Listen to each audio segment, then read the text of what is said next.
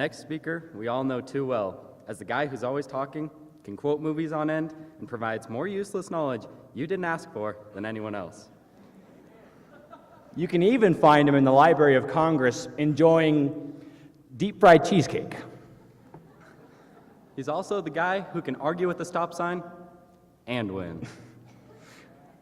You call him Trey, we call him Goose, but in actuality, he's a maverick in everything he does in life.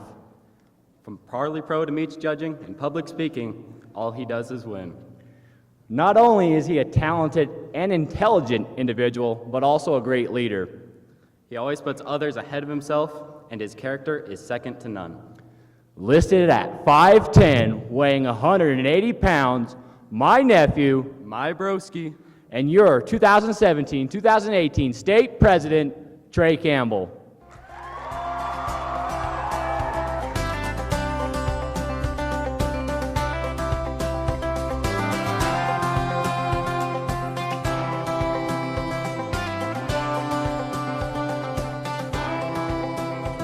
Don't you ever let this world push you around. Use your head and keep your feet. You wouldn't guess it by looking at me firmly now, on the ground. but in 5th grade, I was an athletic machine. This jersey is from my first year of football. Go Redskins. As you can tell, it's a little big. In our league, anyone over 90 pounds was a red striper and had to play on the line. Our team only had 3 red stripers, and I was one of those little guys who started at left tackle and nose guard all season long. I remember in our first game getting absolutely destroyed by a much bigger player on the Packers. And I came back to the huddle visibly frustrated. My 6'4", former Division I defensive tackle of a football coach walked up to me and said, "He's a lot bigger than you. You got to get lower." Says this guy, I thought. But anyway, I went up to the next play, and I lined up for the snap. And I told myself, get lower, get lower. The ball was snapped, and I shot through the line as low as I could. And before I knew it, I had the quarterback wrapped up and brought down. Sack number 1. You know, after that, I walked back to the huddle, and Coach Knight says to me, "See, all you have to do is get lower." Now today, outside of the occasional pickup basketball game, I am definitely not an athlete. But I remember that piece of coaching every single day. I'm not half bad at limbo. We all saw how low I can get at the dance last night. But most importantly, I remind myself to get low every time I zip up this blue jacket. John 15:12 and 13, Jesus says, "This is my commandment, that ye love one another as I have loved you. Greater love hath no man than this, that a man lay down his life for his friends." Now, we usually associate this verse with brave soldiers dying for this great nation. But what if, instead of dying for others, we thought of living for others? When we get low as a leader, we exhibit humility. When we humble ourselves and lift others, we find true servant leadership. When we lead lower, we lift others higher. Now, as soon as I realized my NFL career was just not going to pan out, I found a new passion in history and politics. And we don't have to look much further for a quintessential servant leader than George Washington. When the first electors made Washington unanimously the first president, he reluctantly accepted. Washington told a close friend he wasn't sure he was the right guy for the job, that he didn't know if he could do it, but all he could do was give it his honest best.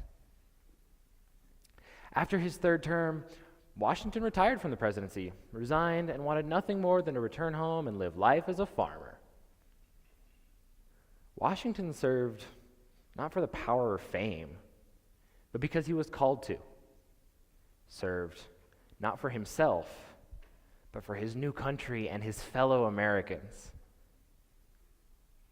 If he can lead lower, we can lead lower. But I didn't have to dig through the pages of a history book to find a servant leader. I was raised by two. My parents raised 4 children, all while being phenomenal examples of lowering themselves and raising us up. My mom specifically has always shown me how to love others first and exhibit genuine selflessness. My dad and I are typically the storytellers, but my mom has us beat with one. One day, she was trailing cows when she came across an antelope. The antelope was laying flat and struggling to give birth. Without thinking, my mom stopped, hopped off her horse, snuck up on the antelope, and pulled the baby. Unfortunately, the baby was stillborn. But this let the mother get up and run away unharmed. Had my mom not stopped and helped, the mother likely would have died there. It didn't benefit her in any way. If you ask her about it today, she'll say it's nothing more than a once-in-a-lifetime story. But if my mom can give her time, talents, and care to an antelope, what's stopping us from serving others without thinking about ourselves? I know, Trey, I'm not George Washington. I can't serve the nation with the perfect combination of strength and humility, and I'm not as cool as your mom. I can't stop giving an antelope birth because who does that?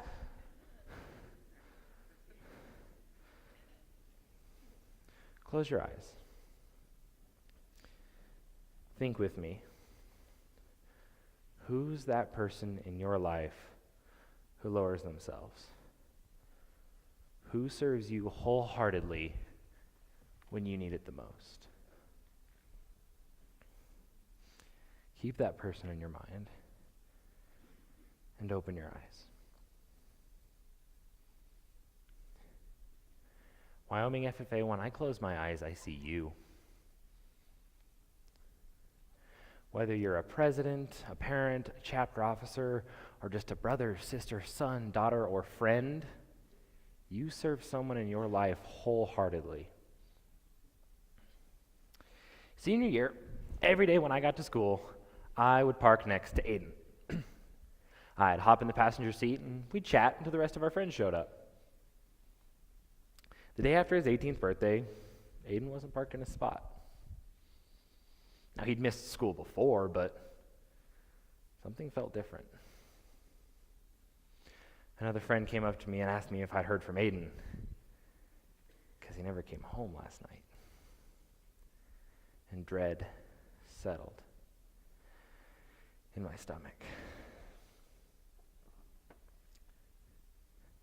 Later that day, I learned the hard truth, that I would never sit in Aiden's car again. Through the tears in the library, we learned that Aiden had passed away the night of his 18th birthday.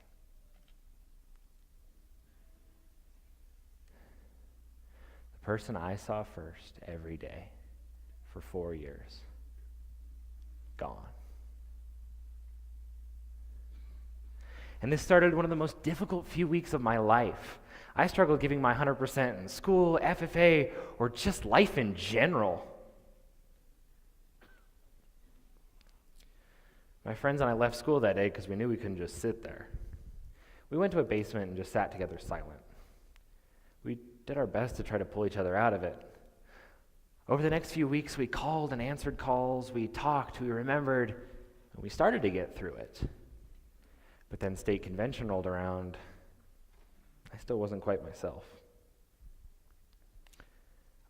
I wasn't myself again till I sat in that hot box. Being in this civic center, surrounded by current and future friends, I was reminded of the love in my life. You all lifted me up when I needed it the most. You all raised me up without a single thought about yourself, and you didn't even realize you were doing it. If you can do that without even thinking about it, imagine what you can do if you give an honest effort to lead lower every single day. George Washington's on the dollar bill.